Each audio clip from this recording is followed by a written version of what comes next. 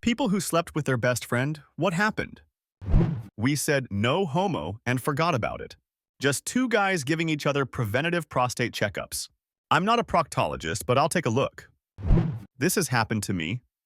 Actually, LMAO, story time. Lol. Well, there's not much to it. It's not like we really said no homo, but it's basically same gist. We became roommates second year and best friends after that through college. He recently divorced and I had broken up with my psycho ex as of that year. We got insanely drunk at the bars as usual and stumbled back to my place.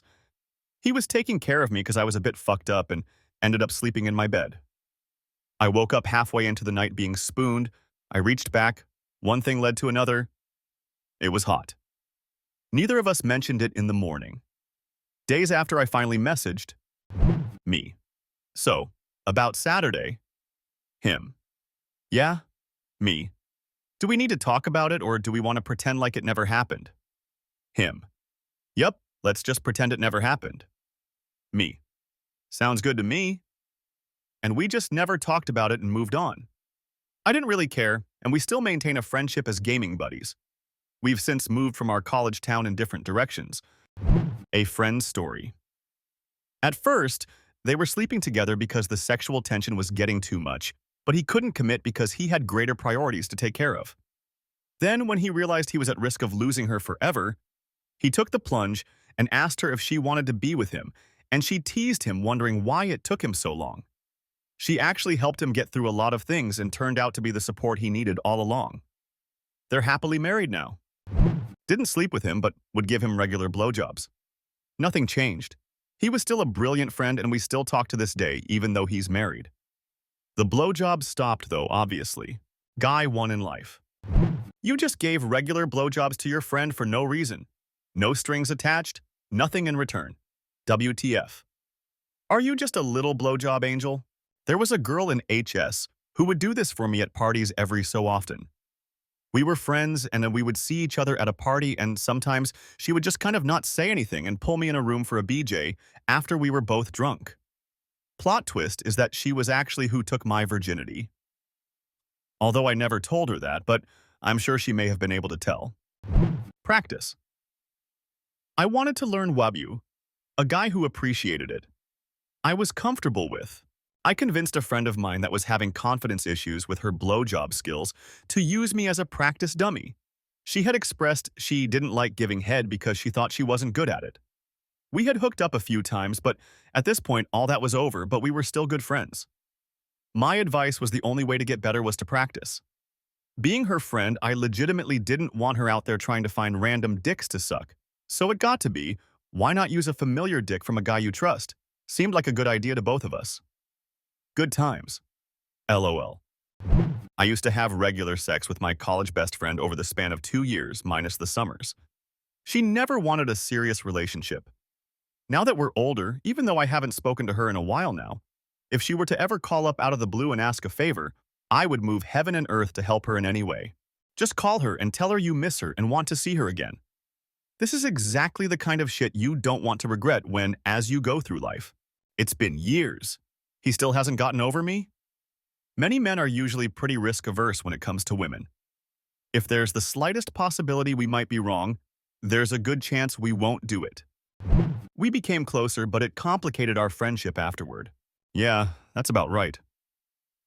I always had a thing for her, but she didn't like girls except for one time, when she said I gave her the best orgasms of her life, then refused to talk about it after that night. She told me I had to move out of the flat and she never spoke to me again. Best friends for years, and did everything together.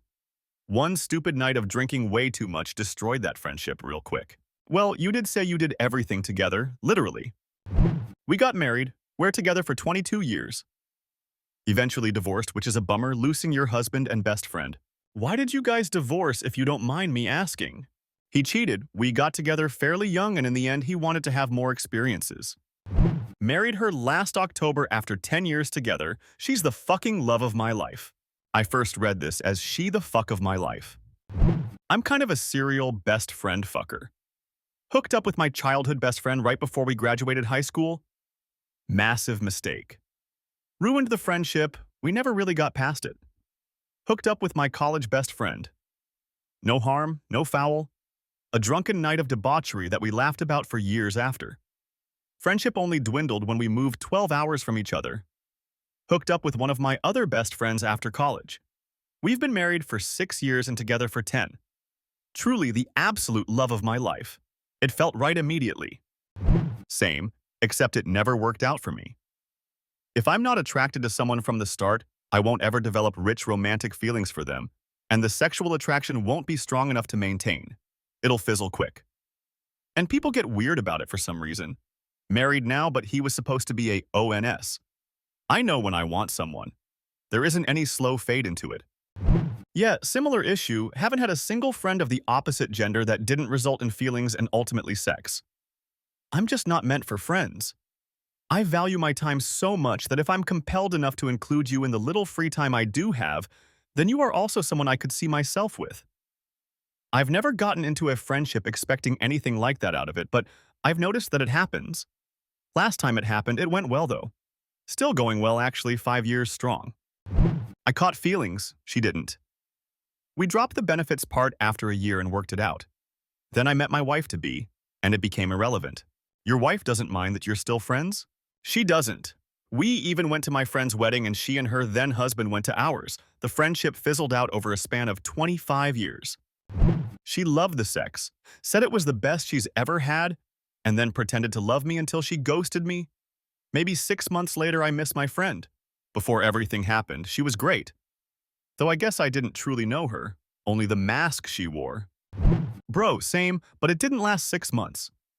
Now she's nearing 40, still single, still hot, never been in a serious relationship from what I've heard. She would always ghost guys when they wanted to get serious, but she must just have an internal clock where she nopes out after a couple of months regardless. It was like fucking my brother. Never happened again, stayed best friends. Like a movie actually, Halloween Party. I always had feelings for her. Tempi missar, spin the bottle, get in the closet, make out, figuring out they're my best friend. Have a fun night, pretend nothing ever happened. Couldn't. Started dating. Fast forward 5 years, married and a newborn. Married with a kid 5 years after playing spin the bottle. So you're like what today, 16 years old? How old were you playing spin the bottle? Honestly, college parties would be more fun with games like that. Standing in a crowded room that's 90% girls and listening to the worst rap music ever released gets old pretty quick. I think frat dudes underestimate how quickly girls would jump to play. My 27M best friend, 28F, have slept together a handful of times over the past 5-ish years. After we spend a night together, we generally get breakfast, talk about it, and move on. Neither of us are interested in a relationship with each other, but we both have needs and we trust each other to provide a safe environment to satisfy those needs. It's never really affected our relationship with each other, but it does get complicated when one of us is in a relationship. Having to explain to a girlfriend that my best friend and I have hooked up, but that it didn't mean anything beyond a release is a tough sell, even though it's true. The alternative is not revealing that, but that just seems scummy. He immediately stopped treating me like his best friend and started treating me like one of the other women he lied to about his feelings. 12-year friendship gone in 3 months. Oh, and the first time we slept together, he thought I'd be easily turned on after he vented all night about his ex like he would normally do. I wasn't. It went on for a few months, the sex was decent, but I knew she was moving a couple hours away and neither of us were interested in making that work, so it ended pretty amicably. We had a year or so of awkwardness and less contact, but that also could have been BC. We saw each other much less with her moving. I moved across the country, she got married. We're still friends, but not like we were before. I slept with my best friend after a night of drinking, and I was nervous it would make things awkward between us, but surprisingly, it didn't. We talked about it the next day, both agreeing that while it was a fun moment, we valued our friendship more than anything romantic. It was a once-off when we were drunk 17-year-olds. We'd been best friends since we were 5, so it was a bit awkward the next morning, but then become a huge joke to us. I met the man who would become my husband the next year, and he was totally okay with our history. My best friend then met the woman who became his wife about 15 years after it happened, and she forbid him from ever talking to me again. So I haven't spoken to him for 9 years and I miss him so much. That's so sad. Wish people could trust their partners like your husband trusts you. I would be upset if any partner of a friend told them to stay away from me because of a past. Slept with my best friend during COVID lockdowns. It then became a regular occurrence until we both started to catch feelings and it became a bit toxic. He eventually got a girlfriend and we stopped speaking for a few months after, but now we're back to being best friends and I consider his girlfriend one of my best friends as well. I'm thankful every day that it didn't ruin our friendship. We began a monogamous relationship that has taught me what loving someone really means. After months of sleeping together and cuddling, texting constantly, and literally nothing else ever, I thought either he was gay or self-conscious, and I didn't look at him as anything past my best friend and rock in my messy life. It happened. And from that moment on, I realized how incredibly attractive he actually is and couldn't think about anything else but him. That was a year ago next month, and I'm laying next to him now, smelling his skin and cuddling him while he sleeps, and I scroll Reddit. I still can't get enough of him. We slept together for about 10 months while also sleeping with other people.